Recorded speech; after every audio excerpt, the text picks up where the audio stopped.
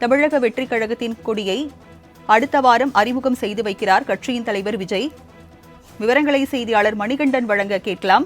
மணிகண்டன், தமிழக வெற்றிக் கழகத்தின் கொடி அடுத்த வாரம் அறிமுகம் செய்யப்படும் என்ற ஒரு தகவல் வெளியாகி இருக்கிறது. விவரங்கள் என்ன?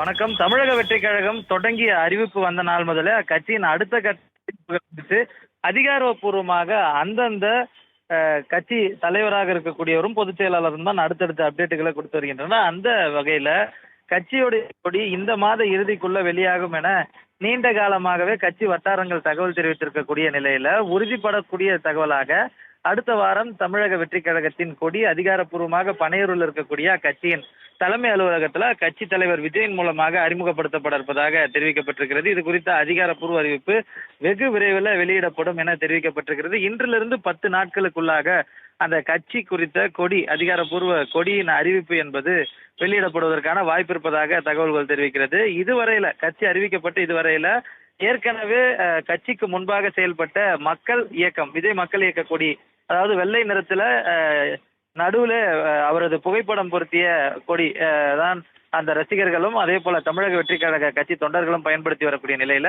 கட்சிக்கென அதிகாரப்பூர்வமான கொடியை உருவாக்கும் பணிகளை கடந்த 2 மாதமாக கட்சி நிர்வாகம் மேற்கொண்டு வருது. அந்த பணிகள் முடிவடைந்திருக்கக்கூடிய நிலையில அதன் இறுதி கட்டம் சரிபார்க்கப்பட்டிருக்கிறது.